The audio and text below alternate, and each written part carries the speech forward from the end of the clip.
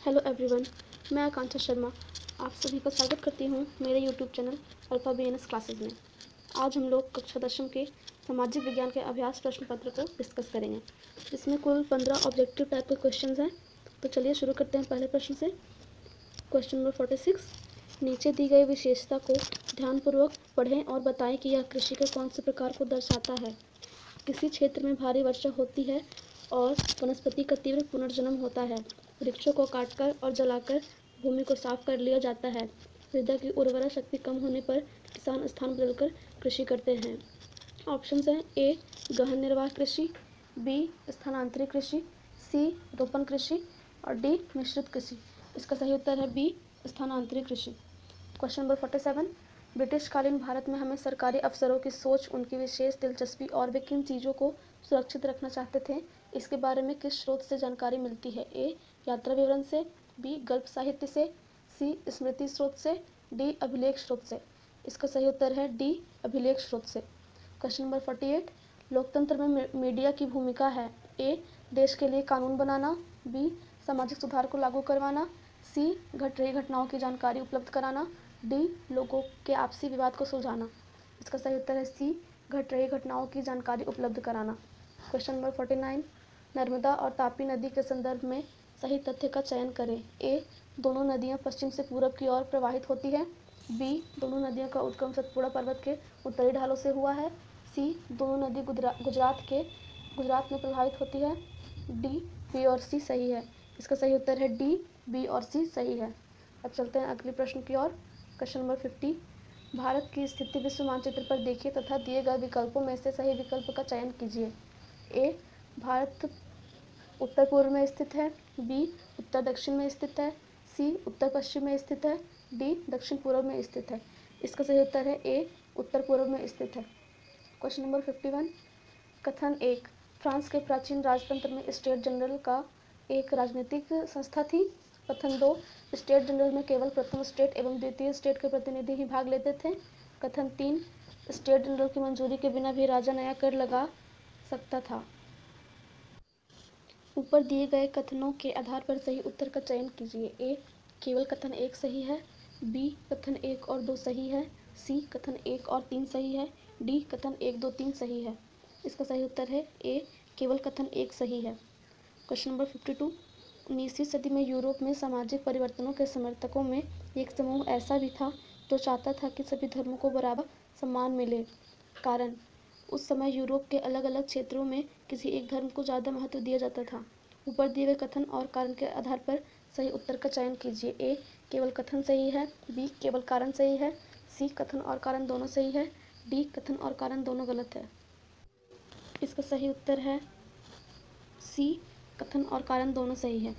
Question number 53, लोकतंत्र अन्य शासन प्रणालियों की तुलना में जनता के प्रति अधिक जवाबदेह तथा लोक कल्याणकारी शासन व्यवस्था है क्योंकि ए सभी नागरिकों को राजनीति में हिस्सेदारी करने की जरूरत नहीं रहती, बी सरकार सेना प्रमुख की मंजूरी के बिना जन कल्याण के लिए कोई कानून नहीं बना सकती, सी सरकारें लोगों के प्रति उत्तरदायी नहीं होती, डी शासक आम लोगों की ज़रूरतों के अनुसार शासन करती है। इसका सही उत्तर है डी शासक आम लोगों की ज़रूरतों के अनुसार शासन करती है।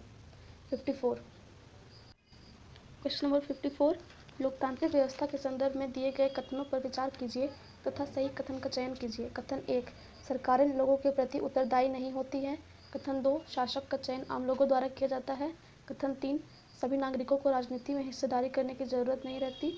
ऑप्शन ए 1 और 2, बी 2 और 3, सी केवल 2, डी केवल 3। इसका सही उत्तर है सी केवल 2। अब चलते हैं अगले प्रश्न की ओर। क्वेश्चन नंबर 55, दिए गए कथन में से सही कथन का चयन कीजिए।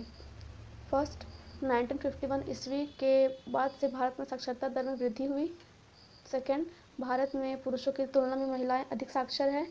थर्ड, बच्चों के धारण एवं उनके पोषण स्थिति में सुधार के लिए मध्याह्न भोजन योजना चलाई जा रही है। फोर्थ, मानव पूंजी निर्माण में शिक्षा का कोई विशेष महत्व नहीं है। ऑप्शन ए 1, ऑप्शन बी 1 और 2, ऑप्शन सी 1 और 3, ऑप्शन डी 3 और 4। इसका सही उत्तर है सी 1 और 3। क्वेश्चन नंबर 56, सही कथन का चयन कीजिए। 1, खेतों की जुताई करना गैर कृषि कार्य है। 2, खेतों में सिंचाई करना कृषि कार्य है। 3, खाद और बीज की बिक्री करना कृषि कार्य है। 4 फसल की देखभाल करना गैर कृषि कार्य है। ए केवल 2, बी 1, 2 और 3, सी 1, 2, 3 और 4, डी 2 और 4। इसका सही उत्तर है ए केवल 2।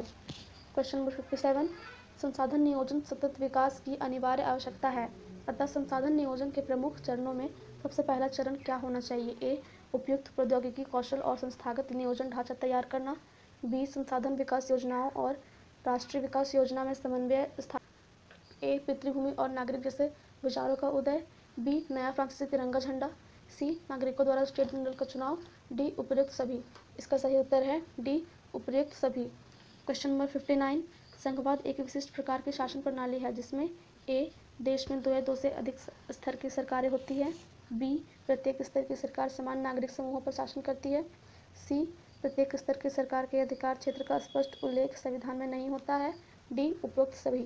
इसका सही उत्तर है क्वेश्चन नंबर 60, कथन हमें प्राकृतिक संसाधनों का मितव्ययिता से तथा विवेकपूर्ण उपयोग करना चाहिए, कारण यह साधन सीमित है और समाप्त होने का खतरा है।